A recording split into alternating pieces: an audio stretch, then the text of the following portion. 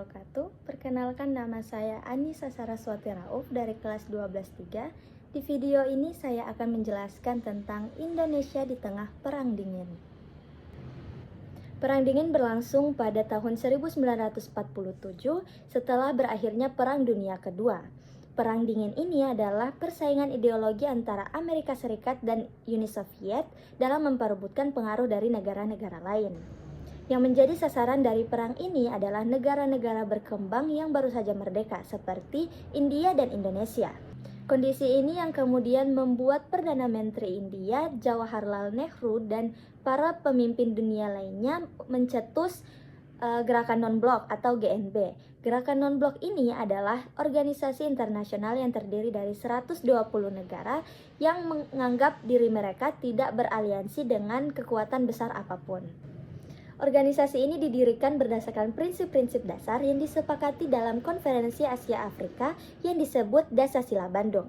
Nah, apa sih itu Konferensi Asia Afrika dan Dasar-Sila Bandung? Jadi, Konferensi Asia Afrika itu diselenggarakan oleh Indonesia dalam upaya untuk menahan perang dingin antara Amerika Serikat dengan Uni Soviet. Konferensi ini merupakan pertemuan antara negara-negara benua Asia dan Afrika untuk membendung pengaruh blok Barat dan blok Timur. Dari semua peserta yang hadir dalam konferensi, banyak yang menyampaikan aspirasi negara-negara yang masih dalam proses kemerdekaan. Aspirasi negara inilah yang kemudian menghasilkan Dasar-Sila Bandung. Nah, kembali pada GNB, Indonesia sendiri menjadi salah satu pendiri GNB yang bertujuan untuk menjaga netralitas negara-negara dunia ketiga pada masa Perang Dingin. Selain itu, tujuan dari GNB adalah untuk mengupayakan hak guna menentukan nasib sendiri, kemerdekaan nasional, kedaulatan, dan integritas negara anggota. GNB juga menentang adanya sistem pemisahan ras atau apartheid, menolak segala bentuk imperialisme dan kolonialisme, mendukung pelucutan senjata, dan tidak mencampuri urusan negara lain. Peran Indonesia dalam Perang Dingin yang selanjutnya adalah terus aktif dalam organisasi-organisasi internasional, salah satunya adalah dalam Perserikatan Bangsa-Bangsa atau PBB. Dengan ikut aktif dalam organisasi itu, Indonesia dapat meningkatkan hubungannya dengan sesama negara anggota. Selain itu, Indonesia juga dapat ikut serta dalam kegiatan yang pada gilirannya dapat berkontribusi pada upaya perdamaian dunia. PBB membentuk Misi Pemeliharaan Perdamaian atau MPP-PBB untuk menjaga perdamaian dan keamanan internasional pada 29 Mei 1948.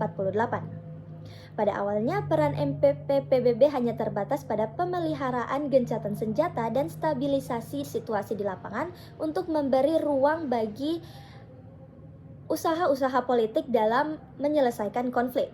Indonesia sendiri ikut serta dalam MPP-PBB pada tahun 1957 saat mengirimkan 599 personel infanteri ke Sinai, Mesir. Selain itu, Indonesia juga mengerahkan pasukan Garuda atau pasukan penjaga perdamaian di bawah arahan PBB yang merupakan kontribusi penting Indonesia dalam mewujudkan perdamaian dunia. Pasukan Garuda pun ikut terlibat dalam beberapa misi seperti di Sudan dan Lebanon. Prestasi Indonesia pada masa Perang Dingin. Salah satunya adalah pembangunan ekonomi dan kesejahteraan. Setelah terjadinya perubahan pemerintahan pada tahun 1965, Indonesia mengalami sejumlah tantangan ekonomi yang sangat besar. Inflasi yang tinggi, ketidakstabilan politik, dan ketergantungan terhadap bantuan dari negara lain merupakan hambatan besar bagi Indonesia. Namun, Indonesia berhasil memperkenalkan kebijakan ekonomi yang bertujuan untuk mencapai pembangunan nasional, termasuk melalui Perencanaan Ekonomi 5 Tahunan atau REPELITA.